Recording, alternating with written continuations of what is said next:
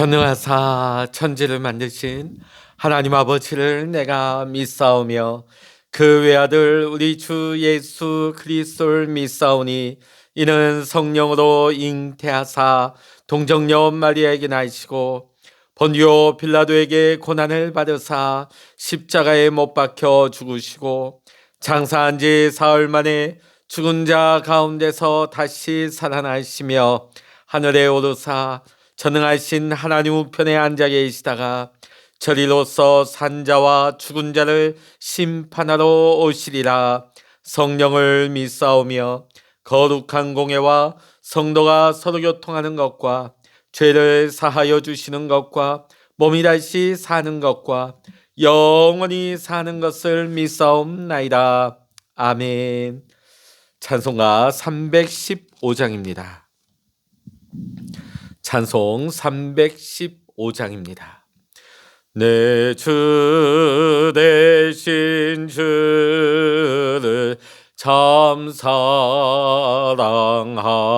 사랑하고 곧 그에게 죄를 다고합니다. 그는 은혜를 주신 내 예수시니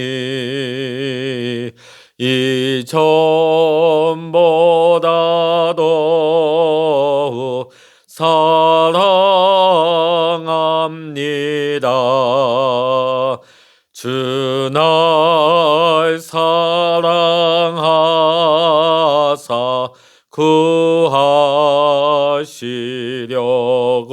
구하시려고 저 십자가 고난 당하셨도다. 그가 시간 쓰시 내 주 배우니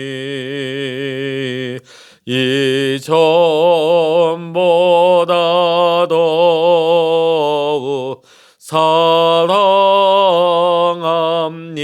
사랑합니다.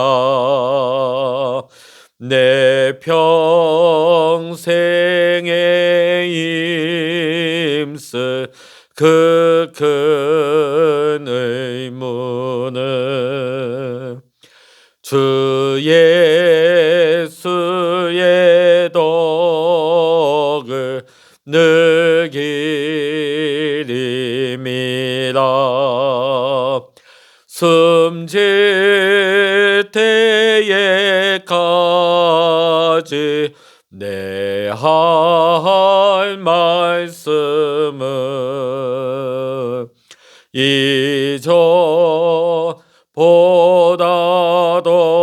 이전보다도 사랑합니다. 그 영광의 나라 나 들어가서 그 풍성한 은혜 늘 감사하리. 금멸류관 쓰고 나 찬송할 말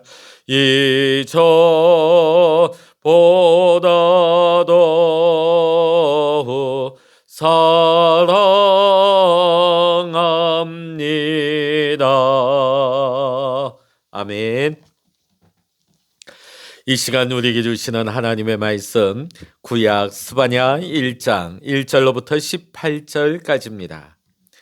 구약 성서 1305쪽입니다. 1305쪽 스바냐 1장 1절로부터 18절까지 함께 읽겠습니다. 아몬의 아들 유다 왕 요시아의 시대에 스바냐에게 임한 여호와의 말씀이라. 스바냐는 히스기야의 현손이요 아마리아의 증손이요 그다리아의 손자요 구시의 아들이었더라. 여호와께서 이르시되 내가 땅 위에서 모든 것을 진멸하리라. 내가 사람과 짐승을 진멸하고 공중의 새와 바다의 고기와 거치게 하는 것과 악인들을 아울러 진멸할 것이라. 내가 사람을 땅 위에서 멸절하리라. 나 여호와의 말이니라. 내가 유다와 예루살렘의 모든 주민들 위에 손을 펴서 남아있는 바알을 그곳에서 멸절하며 그 말임이란 이름과 및 그 제사장들을 아울러 멸절하며 또 지붕에서 하늘의 뭇별에게 경배하는 자들과 경배하며 여호와께 맹세하면서 말감을 가리켜 맹세하는 자들과 여호와를 배반하고 따르지 아니하는 자들과 여호와를 찾지도 아니하며 구하지도 아니한 자들을 멸절하리라. 주 여호와 앞에서 잠잠할지어다. 이는 여호와의 날이 가까웠으므로 여호와께서 희생을 준비하고 그가 청할 자들을 구별하셨음이니라. 여호와의 희생의 날에 내가 방백들과 왕자들과 이방인의 옷을 입은 자들을 벌할 것이며 그날의 문턱을 뛰어넘어서 포악과 그 거짓을 자기 주인의 집에 채운 자들을 내가 벌하리라. 나 여호와가 말하노라. 그날의 어문에서는 부르짖는 소리가, 제2구역에서는 울음소리가, 작은 산들에서는 무너지는 소리가 일어나리라. 막데스 주민들아 너희는 슬피 울라. 가나안 백성이 다 패망하고 은을 거래하는 자들이 끊어졌습니다. 그때 내가 예루살렘에서 찌꺼기 같이 가라앉아서 마음속에 스스로 이르기를 여호와께서는 복도 내리지 아니하시며 화도 내리지 아니하시리라 하는 자를 등불로 두루 찾아 벌하리니 그들의 재물이 노략되며 그들의 집이 황폐할 것이라. 그들의 집을 건축하나 거기에 살지 못하며 포도원을 가꾸나 그 포도주를 마시지 못하리라. 여호와의 큰 날이 가깝도다. 가깝고도 빠르도다. 여호와의 날이 소리로다. 용사가 거기서 심히 슬피 우는도다. 그날은 분노의 날이요 환난과 고통의 날이요 황폐와 패망의 날이요 캄캄하고 어두운 날이요 구름과 흑암의 날이요 나팔을 불어 경고하며 견고한 성읍들을 치며 높은 망대를 치는 날이로다. 내가 사람들에게 고난을 내려 맹인같이 행하게 하리니 이는 그들이 나 여호와께 범죄하였음이라. 또 그들의 피는 쏟아져서 티끌같이 되며 그들의 살은 분토같이 될지라. 그들의 은과 금이 여호와의 분노의 날에 능히 그들을 건지지 못할 것이며 이 온 땅이 여호와의 질투의 불에 삼켜지리니 이는 여호와가 이 땅 모든 주민을 멸절하되 놀랍게 멸절할 것임이라. 아멘. 할렐루야. 오늘도 함께 기도하시는 우리 사랑하는 모든 믿음의 성도님들, 또 여러분의 가정과 여러분의 삶의 터전 위에 오늘도 하나님의 크신 은혜와 평강의 축복이, 또 기도 응답의 축복이 여러분 모두와 함께 하시기를 이 시간 주의 이름으로 간절히 축원합니다. 오늘부터 우리는 스바냐서를 읽습니다. 이 스바냐의 의미는 여호와께서 숨기신다. 스바냐 선지자가 영적으로 암울했던 므낫세 왕의 박해 시대에 태어났기 때문에 하나님의 일을 위해서 보호하심을 받은 것과 잘 부합되는 이름의 뜻이라고 하겠습니다. 오늘 스바냐서에서는 요엘과 같이 여호와의 날을 강조하고 있습니다. 이 여호와의 날은 두말할 필요 없이 심판의 날인 것입니다.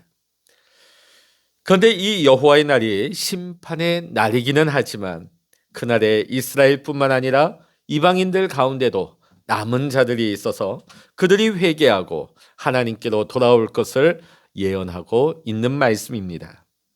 1절부터 6절에서는 우상 숭배의 죄를 지적하고 있습니다. 1절에서 스바냐 선지자는 자신을 소개하면서 족보를 4대까지 언급하고 있습니다. 그 족보를 보면 그의 고조는 히스기야였다고 말하고 있습니다.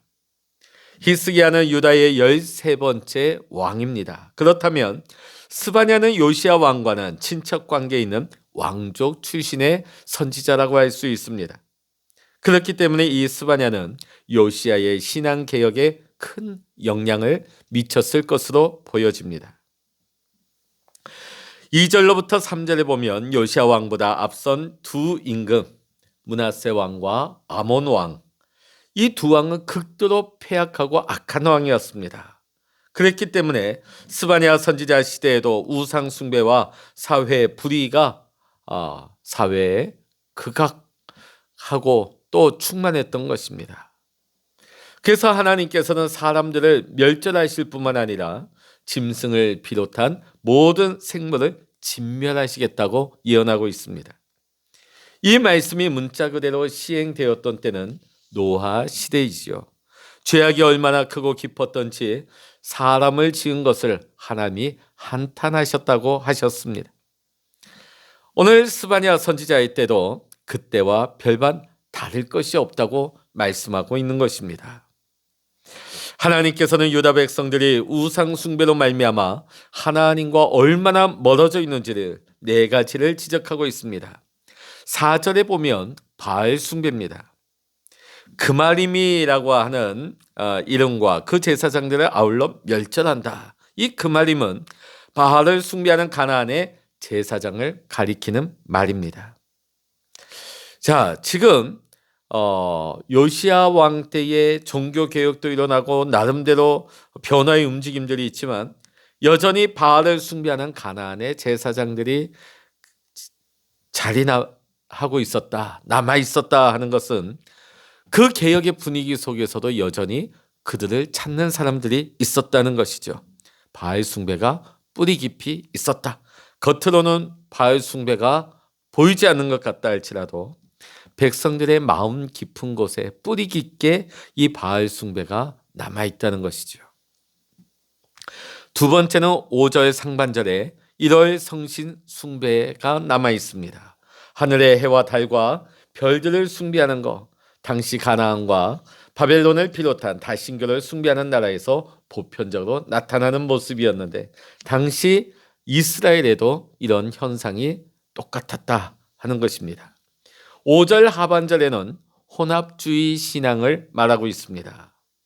유다 백성 중에는 하나님을 섬기면서도 겸하여 우상을 숭배하는 사람들도 있었습니다. 예전에 제가 이런 얘기를 들었어요. 그 수많은 점쟁이들과 무당을 찾는 사람들 중에 사실인지 아닌지 모르겠지만 교인들도 있다는 거예요. 또 예전에 비극적으로 그 인생을 마감하신 장로님이셨죠. 성완종 회장님. 이쪽 경남 쪽의 자수성가한 기업인이었습니다. 그분이 장로님이셨어요. 근데 그가 마지막 삶을 비관적으로 마무리하기 전에 그가 찾았던 사람이 목사님이 아니에요. 용하다고 알려진 점쟁이를 찾아가서 그 인생의 앞날을 물어봤다는 것입니다. 참 비극적인 것이죠. 하나님을 믿는다면서도 심지어 장로님이시란 분이 점쟁이를 찾아서 자기 인생이 앞으로 어떻게 될 것인가를 물었다는 것입니다. 10계명 중 제1계명이 무엇입니까? 너는 나 외에는 다른 신들을 내게 두지 말라. 하나님 한 분만으로 충분하니까 너희는 하나님만을 구하고 하나님만을 찾으라는 것입니다. 그런데 유다 백성들은 이걸 잘 믿지 못했어요. 왠지 하나님만으로는 부족하게 느껴진 것 같아요. 그래서 하나님을 믿으면서도 뒤로는 뭔가를 또 하나를 찾고 붙잡고 있었습니다. 이걸 가리켜서 혼합주의 신앙이라고 합니다. 6절에 보면 배교가 나옵니다. 배교. 자녀들이 부모님의 말을 심하게 듣지 않고 바르게 행하지 않고 어긋나게 되면 요즘은 그런 말 잘 쓰지 않지만 옛날에 부모님이 자녀들에게 이런 충격적인 말도 했죠. 너 그럴 거면 호적 파서 나가라. 이 말이 뭡니까? 너 진짜 우리 집에서 나가. 그런 말이 아니죠. 이런 충격적인 말을 통해서 아버지가 자녀들에게 듣고 싶은 대답은 뭡니까? 아버지, 제가 잘못했습니다. 이제부터 제가 바르게 살겠습니다. 이걸 듣고 싶은 거예요. 자, 그런데 그때에 네, 알겠습니다. 이제부터 저를 아들에서 지워주세요. 저를 이제 딸에서 지워주세요. 이렇게 말한다면 부모님의 그 마음에 대못질을 하는 것이죠. 자, 그런데 유다 백성들이 지금 이런 모양을 하고 있는 것입니다. 하나님을 한 번, 두 번 떠나다 보니까 나중에는 이방인 불신앙인과 전혀 다를 바가 없는 존재가 되고 말았습니다. 오늘 6절에서는 이것을 가리켜서 배교라고 하고 있습니다. 7절부터 13절에는 하나님의 심판의 날에 대해서 증거하고 있습니다. 하나님께서는 재물과 재물을 잡을 사람을 준비하시는데 재물은 무엇입니까? 유다 백성들입니다. 또 그 재물을 잡는 사람은 이방인, 즉 바벨론 사람인 것이죠. 하나님께서는 지금 이것을 염두에 두고 계십니다. 그리고 8절에 보면 하나님께서 어떤 순서로 심판하시는지에 대해서 8절, 9절, 또 10절, 11절까지 그 심판의 순서에 대해서 나오고 있습니다. 8절에 보면 심판의 가장 1순위는 지도자들입니다. 자, 그리고 보면 이방인의 옷을 입는 사람들이라는 표현이 나오는데, 당시 외국의 옷을 입을 수 있는 사람들, 보통 백성들은 외국의 옷을 못 입겠어요. 수입 옷을 귀족들만이 할 수 있는데, 지금 지도자들과 귀족들을 하나님께서는 심판의 가장 1순위로 삼겠다. 자, 두 번째 9절의 말씀 보면 문턱을 뛰어넘는 사람이라고 나옵니다. 이는 이방 신전을 넘나드는 우상 숭배자들, 또 남의 짐을 넘나드는 다른 사람의 재산을 강탈하는 악한 사람들을 말하는 것입니다. 왜냐하면 그들에게는 탐욕이 하나님이었기 때문입니다. 탐욕에 사로잡혀서 우상 숭배에 빠지고, 탐욕에 사로잡혀서 남의 것을 강탈하고 빼앗는 행동을 했던 것이죠. 자, 10절로부터 11절에 보면 일반 백성들 중에서도 특히 많이 가진 사람들을 먼저 심판하신다고 하십니다. 예루살렘에서 가장 높은 지역이 어문이라는 곳이 있습니다. 그 어문이라는 곳에 있는 사람들이 다 망하게 될 것이다. 그 높은 곳에 있는 사람이 가진 사람들이라는 것이죠. 요즘으로 말하면 펜트하우스, 빌딩, 굉장히 주상복합층에서 가장 높은 곳에 있는 분들이 가장 비싼 집에 살죠. 요즘 이해가 그렇게 돼 있을 겁니다. 당시 예루살렘에서 가장 높은 지역이 어문인데 일반 백성은 못 사는 거예요. 가장 부유한 자들이 그곳에 살고 있었는데 하나님께서는 일반 백성들 중에 그들을 먼저 심판하시겠다고 합니다. 14절부터 18절에 보면 여호와의 날이 임박했음을 선언하고 있습니다. 그러면서 여호와의 날이 어떤 날인지를 이렇게 증거합니다. 14절, 16절 한번 읽어보십니다. 14절입니다. 여호와의 큰 날이 가깝도다. 가깝고도 빠르도다. 여호와의 날이 소리로다. 용사가 거기서 심히 슬피 우는도다. 그날은 분노의 날이요 환난과 고통의 날이요 황폐와 패망의 날이요 캄캄하고 어두운 날이요 구름과 흑암의 날이요 나팔을 불어 경고하며 견고한 성읍들을 치며 높은 망대를 치는 날이로다. 이 여호와의 큰 날은 어느 특정 지역에만 임하는 것이 아닙니다. 전국적으로 임하게 되는, 유다에게 있어서는 치명적인 날이 될 것임을 천명하고 있습니다. 자, 그런데 이 날이 아주 가깝고 빠르게 오고 있다는 것입니다. 무서운 속도로 달려오고 있다는 것입니다.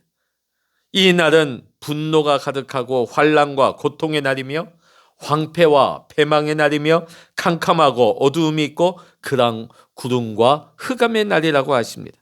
즉 하늘이 무너지는 것과 같고 하늘이 캄캄해지는 것과 같을 것이라고 합니다. 여호와의 날이 오게 되면 유다 백성들이 앞을 보지 못하도록 만드신다고 17절로부터 18절에 말씀하고 있습니다.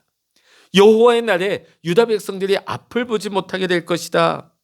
이것은 단순히 어떤 육신의 눈이 머는 것을 말하는 것이 아니라 앞으로의 삶에 있어서 조그만 희망도 볼 수 없는, 조금의 소망도 보이지 않는 절망과 좌절의 어두움, 이것이 가득할 때 앞이 보이지 않는다고 우리는 표현하지 않습니까? 이것을 말하는 것입니다. 어떤 희망도 어떤 소망도 보지 못하게 될 것이다.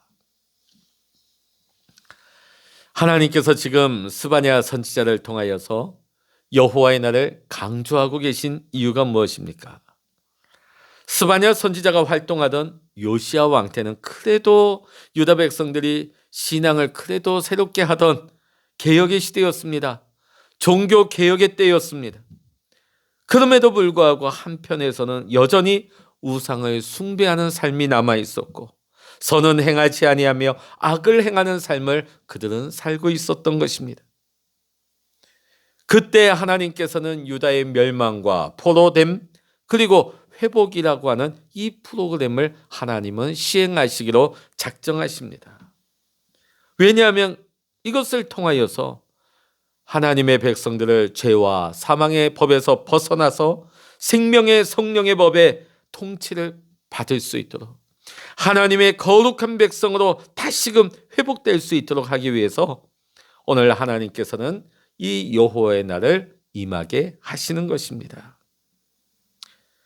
오늘 우리에게도 하나님께서 정하신 여호와의 날, 하나님의 셈하시는 날이 분명히 있습니다. 하나님의 날, 여호와의 날, 심판의 날이 있습니다. 자, 이 날이 누군가에게는 심판의 날이지만 누군가에게는 하나님 앞에 축복과 상급을 받는 귀하고 복된 날이 되는 것입니다.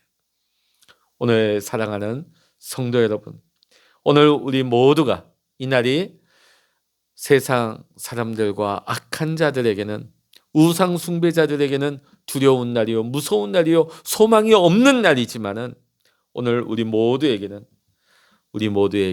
상급이 주어지는 복된 날이 될 수 있도록 오늘도 주님과 동행하며 주님 안에서 함께 지어져 가는 복된 날을 살아가시기를 믿음으로 사시기를 이 시간 주의 이름으로 간절히 축원합니다. 기도하십니다. 하나님, 오늘 우리에게도 여호와의 날, 하나님의 심판의 날이 있음을 우리가 잊지 않게 하여 주시옵소서. 그날이 어두움의 날, 그날이 환난과 고통의 날이 되지 않도록 오늘 우리 안에 우상들을 걷어내게 하시고 하나님, 우리가 하나님의 말씀에 하나님의 뜻 가운데 믿음으로 하나님을 기쁘시게 하는 삶을 살아갈 수 있도록 주여 우리를 인도하여 주시옵소서. 오늘도 우리가 주님 바라보며 주님과 동행하며 주님 안에서 날마다 새롭게 지어져가는 믿음의 삶을 살기를 원합니다. 외형으로만 하나님을 믿는 사람이 아니라 우리의 속사람까지 온전히 하나님을 사랑하고 하나님만을 섬기며 하나님의 뜻을 기뻐하며 순종으로 행할 수 있는 우리의 삶이 될 수 있도록 우리 주님 인도하여 주시옵소서. 오늘도 우리와 함께 하시는 하나님을 찬양하며 우리 주 예수 그리스도의 이름으로 간절히 기도하옵나이다. 아멘. 찬양하라 내 영혼아, 찬양하라 내 영혼아,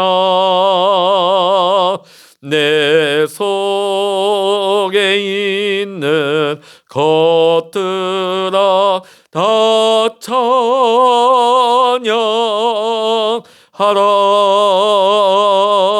기도하라 내 영혼아, 기도하라 내 영혼아,